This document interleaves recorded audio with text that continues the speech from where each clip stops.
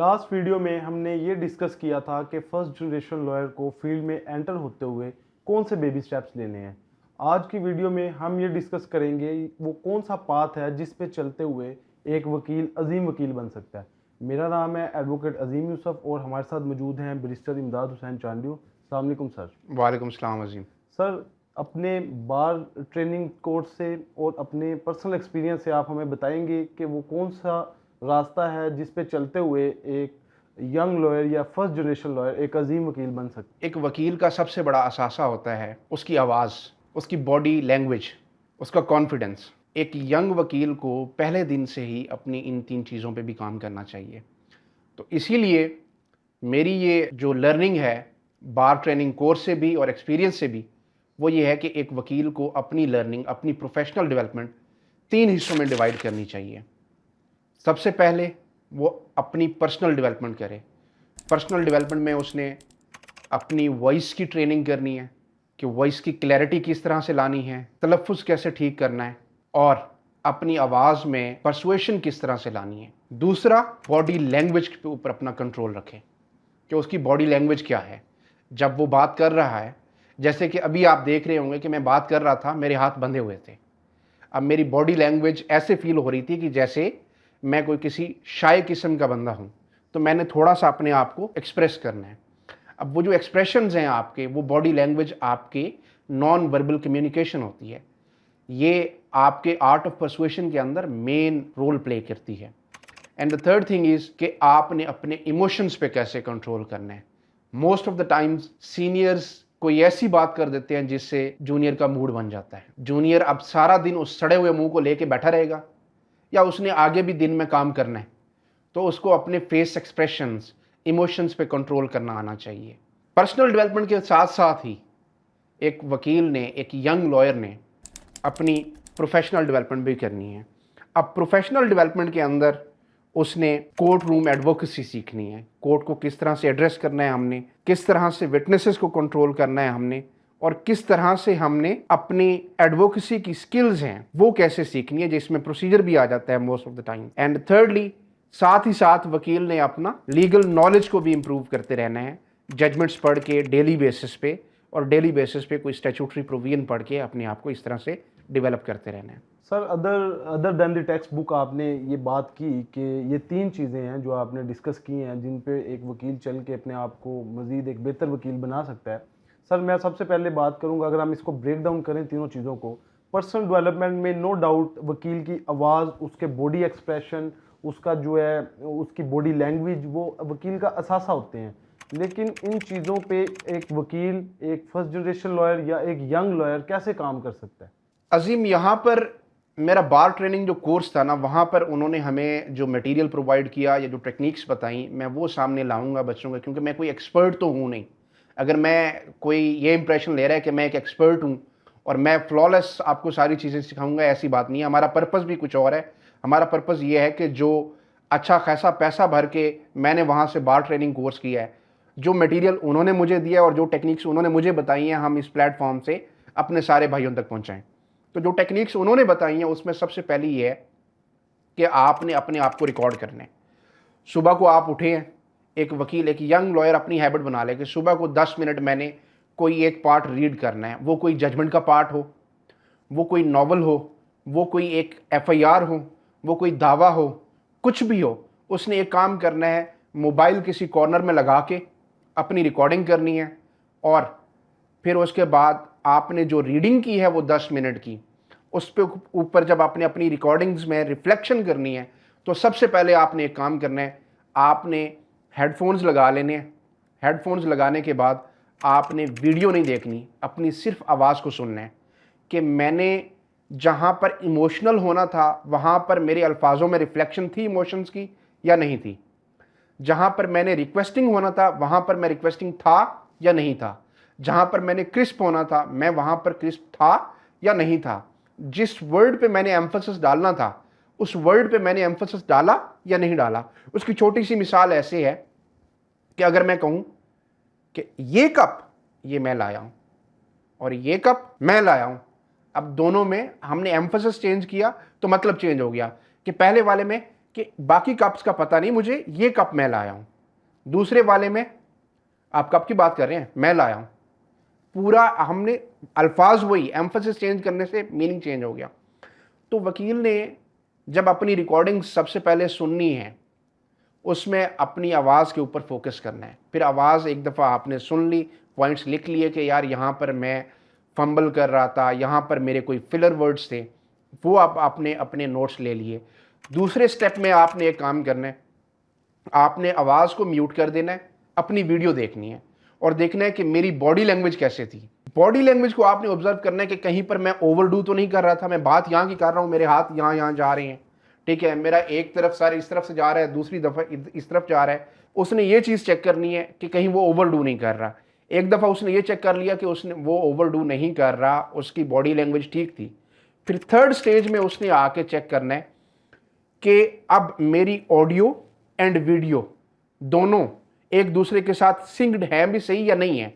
जैसे कि मैं एक मिसाल दूं आपको कि अगर बंदा कह रहा है कि सिविल रिवीजन का बहुत ही नैरो स्कोप है, अब यहां पर मैंने एक काम किया है, मैं बात नैरो की कर रहा हूं और मेरे बाजू खुलते जा रहे हैं। इसका मतलब मैं जेस्चर ब्रॉड का दे रहा हूं और मैं जो अल्फाज इस्तेमाल कर रहा हूं वो नैरो के इस्तेमाल कर रहा हूं।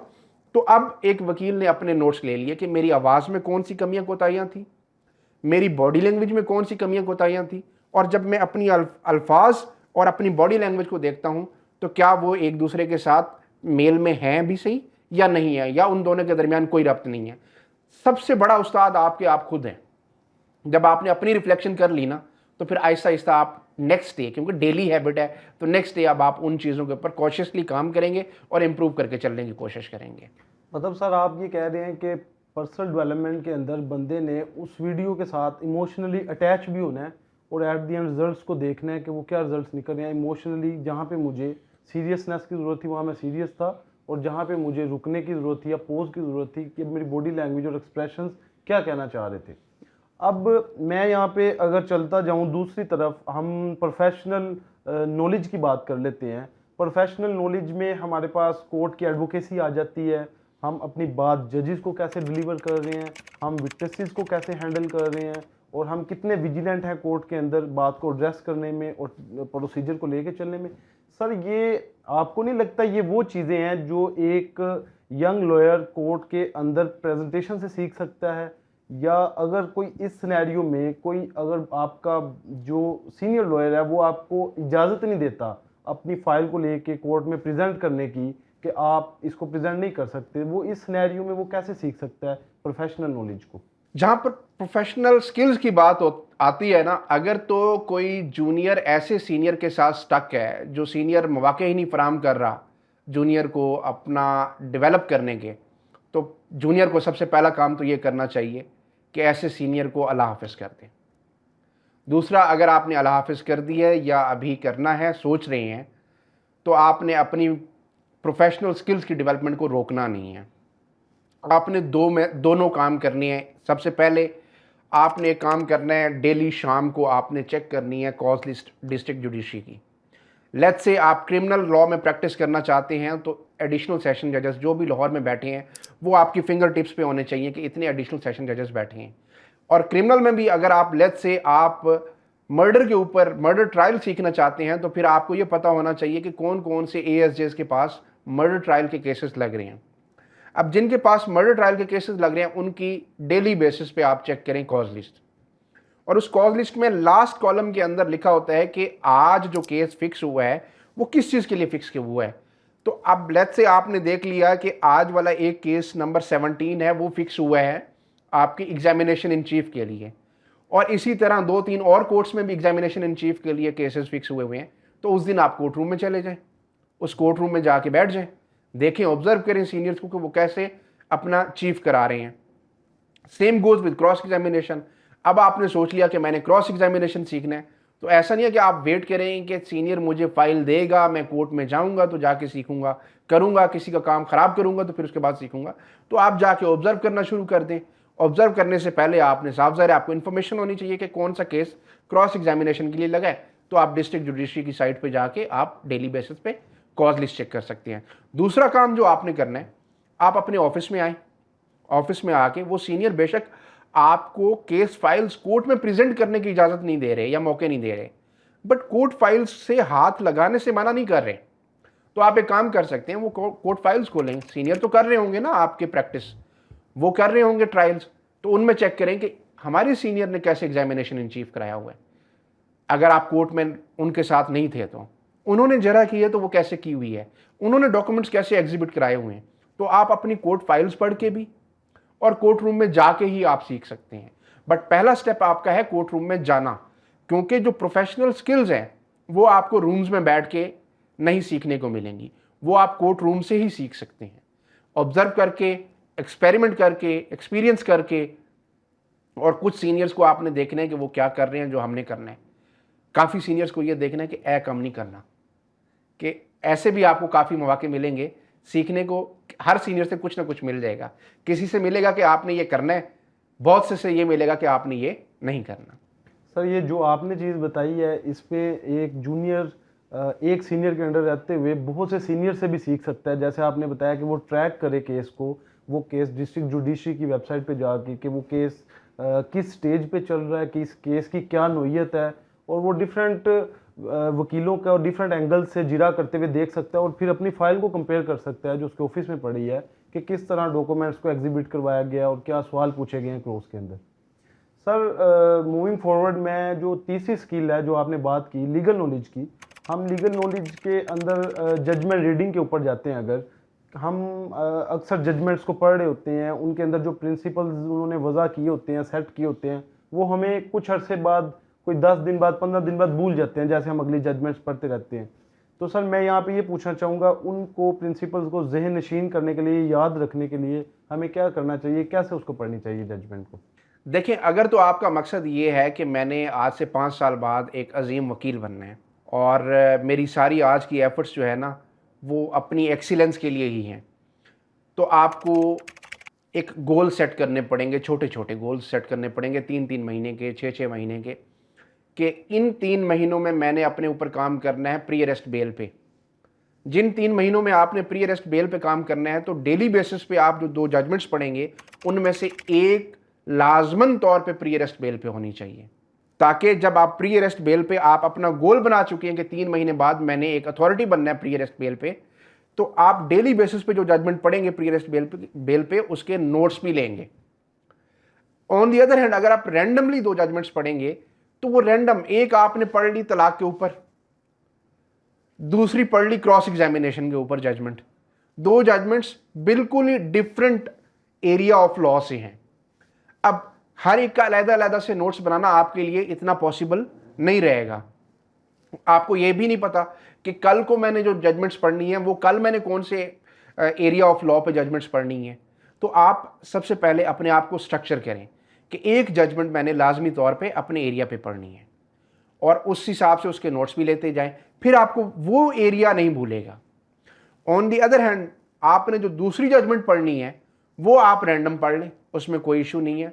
तलाक पे पढ़ना चाहते हैं, कोई भी आपके पास लेटेस्ट आ गई है, आप जज चेक करना चाहते हैं कि लीगल एक्यूमेन अपना डेवलप कर रहे हैं, तो अब आप उसमें रैंडम ही जजमेंट पढ़ें। रैंडम जजमेंट पढ़ रहे हैं, उसमें एक चीज़ लाजमी करें कि जजमेंट पढ़ के प्रिंसिपल याद रखने, नोट करने से पहले वो जजमेंट जिन प्रिंसिपल्स के ऊपर बेस्ड अपॉन है, वो अगर कोई स्टैट्यूटरी प्रोविजंस हैं तो वो स्टैट्यूटरी प्रोविजंस भी पढ़ें।